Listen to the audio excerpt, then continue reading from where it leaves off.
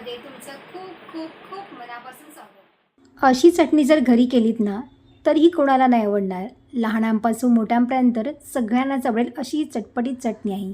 ही चटणी आपण कारल्याची तयार केलेली आहे। कारलं लहान मुलांना काय मोठ्यांना देखील फारशी आवडत नाही, पण आज आपण अशी चटणी केलेली आहे ना, ती कळून देखील येणार नाही की ही कारल्यापासून तयार केलेली आहे। इतकी ही खाण्यासाठी चविष्ट लागते। चला मग लगेच रेसिपीला आपण सुरुवात करूया। सगळ्यात आधी आपल्याला कारली स्वच्छ धुवून अशा बारीक चकत्या करून घ्यायच्या आहेत आणि त्यातील जी बी असते ना ती आपल्याला काढून घ्यायची आहे, त्यामुळे कडवटपणा थोडासा कमी होतो। आता यामध्ये इथे मी चवीनुसार मीठ घालायचं आहे, म्हणजे 1 चमचा साधारण इथे मीठ घातलेलं आहे। मीठ हे छान असं चोळून घ्यायचं आहे। कारल्यावरती अशा पद्धतीने आपण मीठ चोळून घेतलं ना तर त्याचा कडवटपणा ना कमी होतो। मिठामुळे कारल्याला पाणी सुटतं आणि त्याचा कडवटपणा कमी होतो। ते पाणी आपल्याला फेकून द्यायचं आहे। तर आता हे सगळं चोळून झाल्यानंतर आपल्याला 10 ते 15 मिनटं तरी ही कारलं आपल्याला असं ठेवून द्यायचं आहे, म्हणजे यातील पाणी पूर्णपणे निघून जाईल। तर इथे आपण 10 ते 15 मिनटं इथे आपण हे असंच ठेवून देणार आहोत। तोपर्यंत आपण बाकीची तयारी करायला घेऊया। तर इथे मी गॅसवरती एक तवा ठेवलेला आहे। तव्यामध्ये इथे मी थोडंसं तेल घातलेलं आहे आणि त्यानंतर अर्धी वाटी आपल्याला शेंगदाणे घ्यायचे आहेत। शेंगदाणे आपल्याला खरपूस होईपर्यंत भाजून घ्यायचे आहेत। कारली इथे मी 4 घेतलेली आहेत, पाव किलो कारली घेतलेली आहेत, त्यामुळे इथे मी अर्धी वाटी शेंगदाणे घेतलेले आहेत। तुम्ही जर कारल्याचं प्रमाण जास्त घेणार असाल ना तर शेंगदाणे थोडेसे जास्त वाढवायचे आहेत। त्यानंतर इथे मी 15 ते 20 लसणाच्या पाकळ्या घातलेल्या आहेत आणि त्याचबरोबर आपल्याला कढीपत्ता घालायचा आहे। कढीपत्त्याची सुद्धा इथे मी 10 ते 15 पानं घातलेली आहेत। त्या कढीपत्त्यामुळे ही चटणी पौष्टिक तर होतेच, शिवाय ह्या चटणीला एक छान चवसुद्धा येते। तर आपल्याला सगळं साहित्य छान भाजून घेतल्यानंतर तुम्ही इथे बघू शकता बघा, शेंगदाणे छान भाजल्या गेलेले आहेत। आपण याला आता काढून घेऊया आणि तुम्ही इथे पाहू शकता बघा, कारल्यालासुद्धा छान पाणी सुटलेलं आहे। आता पाणी जितकं शक्य होईल ना तितकं सगळं पाणी आपल्याला याच्यातून काढून टाकायचं आहे। त्यामुळे कारल्याची चटणी आपली जास्त दिवस टिकण्यास मदत होते आणि ही चटणी तुम्ही 10 दिवस आरामात खाऊ शकता, अजिबात ही खराब होत नाही। खरं सांगायचं ना तर ही चटणी 10 दिवस राहतच नाही, आधीच संपून जाते, इतकी ही चवीला छान लागते। आता सगळं पाणी आपल्याला हवं तेवढं हे सगळं काढून घेतलेलं आहे। आता हे पाणी आपल्याला फेकून द्यायचं आहे आणि आता हे तेलामध्ये आपल्याला फ्राय करून घ्यायचं आहे।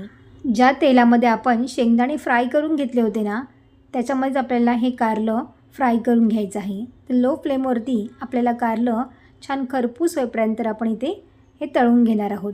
तुम्हाला असं वाटेल की कारलं तुपात करा नाही तर तेलात करा, कडू ते कडू राहणार, पण हे असं अजिबात होत नाही। अशा पद्धतीने तुम्ही जर कारलं केलं ना आणि मुलांना खाऊ घातलं ना तर मुलं अगदी हमखास खातील।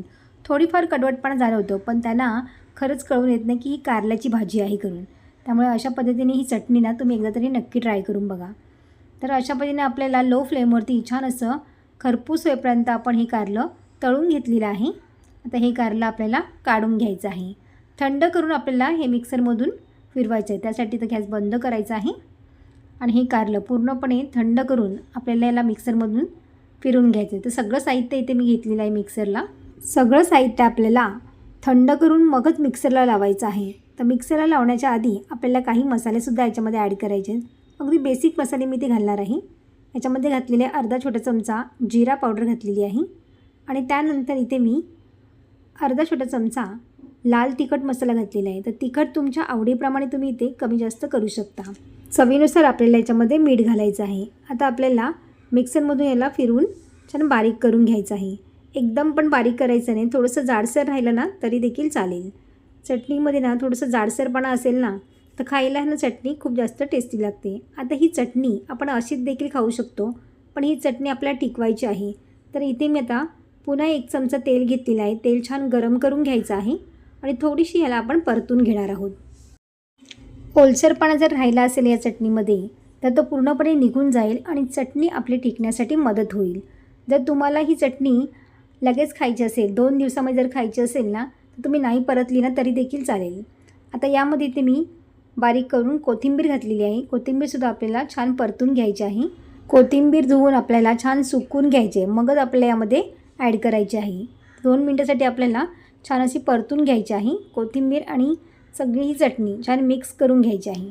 कारल्याची भाजी, कारल्याचं भरीत तर आपण नेहमीच करत असतो, पण कारल्याची चटणी अशी तुम्ही कधी ट्राय केली आहे का? मला नक्की कमेंट करून सांगा. चटणी आपली खाण्यासाठी ते तयार झालेली आहे. फक्त वरून आपल्याला अर्धा लिंबाचा रस घालायचा आहे. त्यामुळे चटणी आपली मस्त एकदम चटपटीत खाण्यासाठी लागते. जर तुम्हाला हवी असेल ना तर तुम्ही याच्यामध्ये साखरसुद्धा थोडीशी ॲड करू शकता, पण इथे मी साखर नाही घातलेली आहे. फक्त आपल्याला याच्यामध्ये मीठ घातलेलं आहे. तुम्हाला जर हवं असेल तर तुम्ही साखरसुद्धा याच्यामध्ये ॲड घातली ना तरी मस्त एकदम खारट, तिखट आणि आंबट गोड अशी चव येईल. सगळं मिक्स करून घेतलेलं आहे आणि आता आपल्याला गॅस बंद करायचा आहे आणि मस्तपैकी आपली ही चटणी छान मुरू द्यायची आहे. मस्त खमंग आणि रुचकर लागणारी कारल्याची चटणी आपली खाण्यासाठी ते तयार झालेली आहे. तुम्हीसुद्धा अशी चटणी नक्की ट्राय करून बघा आणि तुम्हाला रेसिपी कशी वाटली मला कमेंट करून नक्की सांगा. रेसिपी आवडली असेल तर लाईक, शेअर आणि सबस्क्राईब करायला विसरू नका. पुन्हा भेटू अशाच एका नवीन रेसिपीमध्ये. तोपर्यंत मस्त खा आणि स्वस्त रहा.